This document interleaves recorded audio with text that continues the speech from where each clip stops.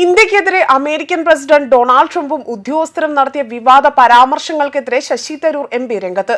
തീരുവ ഏർപ്പെടുത്തിയതും ട്രംപിന്റെയും ഉദ്യോഗസ്ഥരുടെയും അവഹേളനം മറക്കാനും ക്ഷമിക്കാനും കഴിയില്ല എന്നും അദ്ദേഹം വ്യക്തമാക്കി. ഇന്ത്യയുടെ പെരുമാറ്റം പക്വതയും നീതിയും കൊണ്ട് അടയാളപ്പെടുത്തിയതാണ്.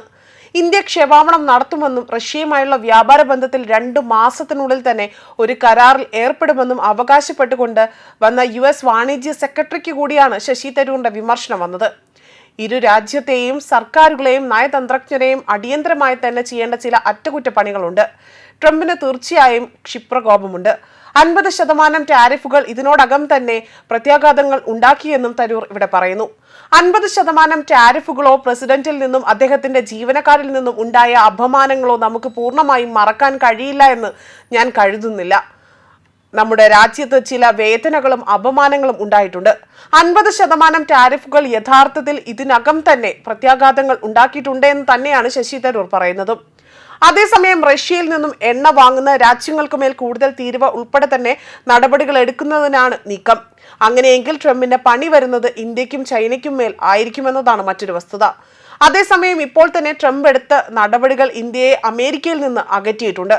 ട്രംപും പ്രധാനമന്ത്രി നരേന്ദ്രമോദിയും തമ്മിലുള്ള സൗഹൃദത്തിനും പോറലേറ്റു.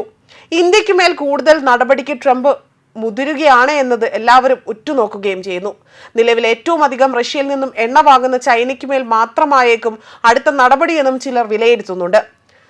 അതേപോലെ തന്നെ എണ്ണ വിൽപ്പന വഴി റഷ്യ നേടുന്ന വരുമാനം തകർത്തുകൊണ്ട് പുടിനെ കടുത്ത സമ്മർദ്ദത്തിലേക്കാക്കാനാണ് ട്രംപിന്റെ ശ്രമം. അതുപോലെ ഇപ്പോൾ തന്നെയുള്ള ഉപരോധങ്ങൾ റഷ്യയുടെ കയറ്റുമതി വരുമാനത്തെയും അതുപോലെ പുടിൻ ഗവൺമെന്റിന്റെ സമ്പദ് വ്യവസ്ഥയും ഒക്കെ തന്നെ സാരമായി ഇത് ഉലച്ചിലുണ്ടാക്കാനും സാധ്യതയുണ്ട്. അതേസമയം സമ്മർദ്ദങ്ങൾക്കിടയിൽ പോലും യുക്രൈനു മേലുള്ള ആക്രമണം കടുപ്പിച്ചിരിക്കുകയാണ് പുടിൻ. യുക്രൈൻ സൈന്യം ഉപയോഗിക്കുന്ന ആയുധ കേന്ദ്രങ്ങൾ, ഗതാഗത സംവിധാനങ്ങൾ തുടങ്ങിയവ ഡ്രോണുകൾ, മിസൈലുകൾ, യുദ്ധവിമാനങ്ങൾ എന്നിവ ഉപയോഗിച്ചുകൊണ്ട് തന്നെ തകർത്തെന്ന് റഷ്യ വ്യക്തമാക്കി. റഷ്യ സമീപകാലത്ത് യുക്രൈനു മേൽ നടത്തുന്ന ഏറ്റവും വലിയ ആക്രമണം കൂടിയായിരുന്നു ഇതെന്നും വ്യക്തമാക്കി. അതേസമയം മറ്റു രാജ്യങ്ങളെ തീരുവ കൊണ്ട് സമ്മർദ്ദത്തിലാക്കുന്ന ട്രംപ് ആകട്ടെ സ്വന്തം രാജ്യത്തെ കോടതിയിൽ നിന്ന് ഏറ്റവും തിരിച്ചടി മൂലം കടുത്ത പരിഭ്രാന്തിയിലാണ്. ട്രംപ് ഇന്ത്യക്ക് മേൽ ഉൾപ്പെടെ തന്നെ പ്രഖ്യാപിച്ച തീരുവകൾ നിയമവിരുദ്ധവും ഇല്ലാത്ത അധികാരം പ്രയോഗിച്ചുമാണ് എന്നതും ഇതിനോടകം തന്നെ 2 കോടതികൾ വിധിച്ചു കഴിഞ്ഞു. എങ്കിലും സുപ്രീം കോടതിയിൽ അപ്പീൽ നൽകുന്നതിനായി തന്നെ ഒക്ടോബർ 14 വരെ വിധി മരവിപ്പിച്ച സ്ഥിതിക്ക് തീരുവകൾ ചുമത്തുന്നത് തുടരുമെന്നും വ്യക്തമാക്കുന്നു.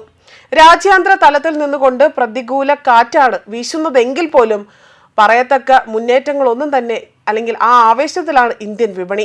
അതേപോലെ തന്നെ നിഫ്റ്റി ഇന്ന് രാവിലെ 100 പോയിന്റോളം തന്നെ ഉയർന്നുകൊണ്ട് തന്നെ സെൻസസും നിഫ്റ്റിയും നേട്ടങ്ങൾ തുടരുകയാണ് എന്നും സൂചനകൾ നൽകുന്നു. അതേപോലെ തന്നെ GST സ്ലാബ് പരിഷ്കരണം ഒക്കെ തന്നെ നൽകുന്ന ഊർജവും ഇന്ന് വിപണിയിൽ അലയടിച്ചിട്ടുണ്ട് എന്നും വ്യക്തമാവുകയാണ്. ന്യൂസ് ഡെസ്ക് കർമ്മ ന്യൂസ്.